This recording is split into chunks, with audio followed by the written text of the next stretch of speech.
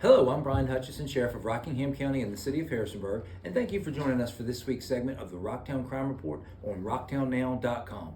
Today is Friday, June the 27th, and what we want to do for this segment, we have a handful of laws. There is always any new laws that the General Assembly, the legislature there in Richmond passes are usually taking effect July the 1st of each year. So we have a select handful of these laws that we figured were maybe relevant enough and certainly interesting enough to pass along to you. This is not an all-inclusive list. Again, just a handful of new ones or things we wanted to touch on and pass along to you. And let me also give a thank you to the Virginia State Police. They provide an updated list, a little bit more thorough than this, that they come up with, and this is just, again, some select segments of new laws we wanted to talk about. So let's go to the first one. Pretty, I guess you could say big news or pretty big change to things. This one requires all adult passengers in a motor vehicle equipped with safety belt system to use that system when the motor vehicle is in motion. Currently, it's only adults when in the front seat, but what basically this law does is it expands it. So anywhere in the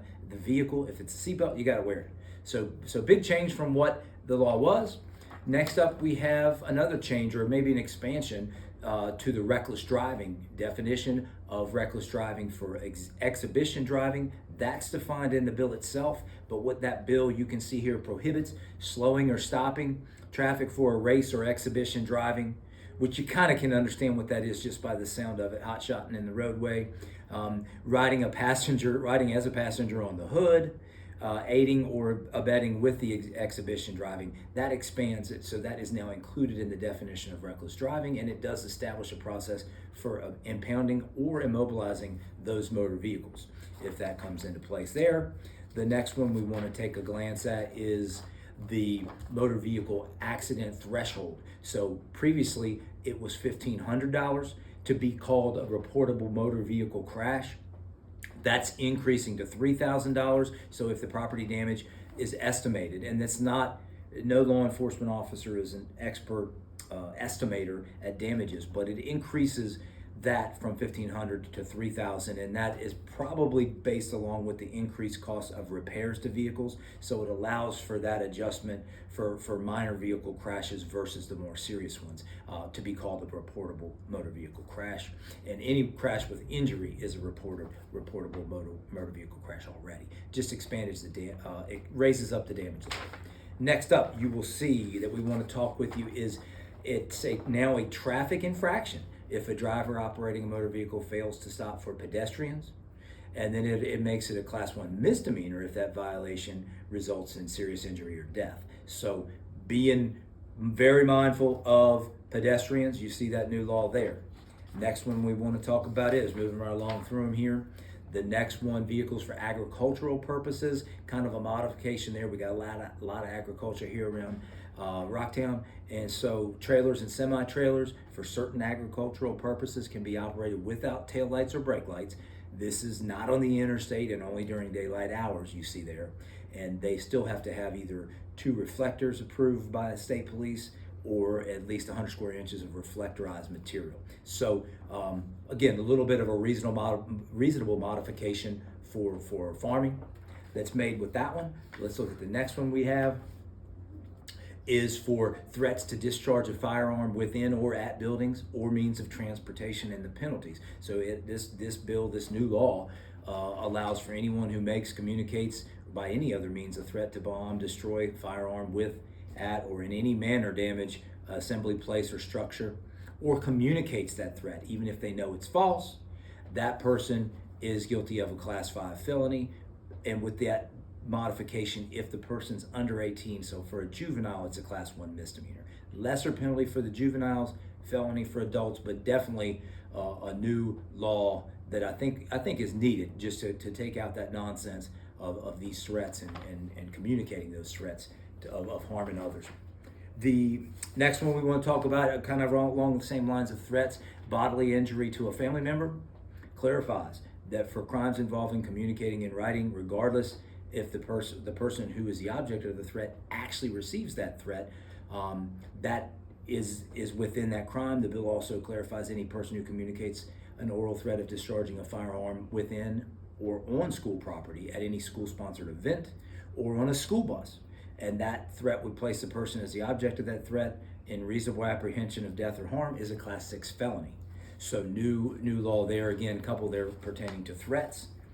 Another one we want to touch on with mail theft. This creates a new offense for mail theft, punishable as a Class 6 felony for anyone who knowingly, willingly, with the intent to deprive, takes, destroys, hides, obtains any mail by fraud or deception, conceals or possesses, knows or reasonably should know it was unlawfully taken or obtained, or knowingly, willfully, and with intent to steal any mail inside, damages, opens, removes, or destroys any mail receptacle.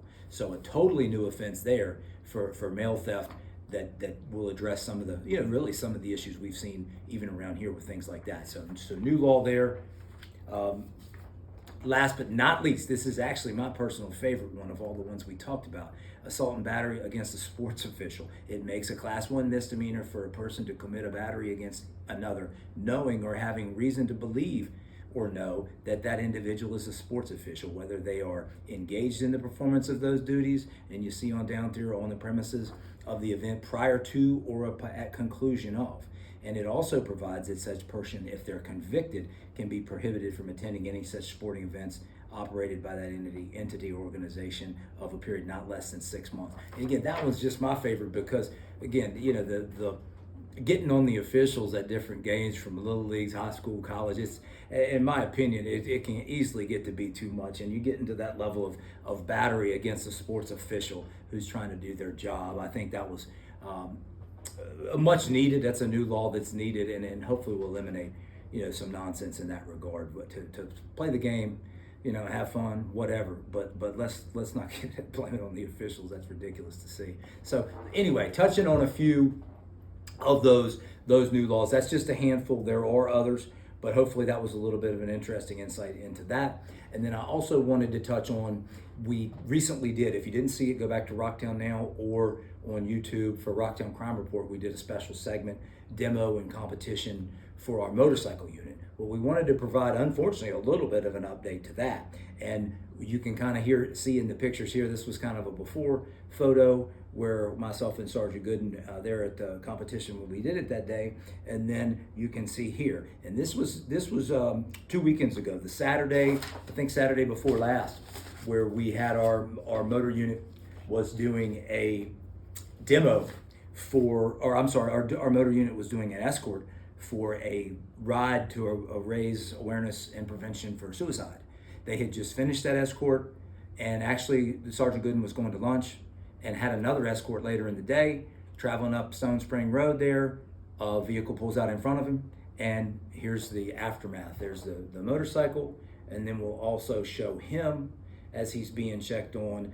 And fortunately, he was able to walk away with very minimal injuries. He was treated and released at RMH. You can see there, of noteworthy on that, you can see his vest certainly helped him there too.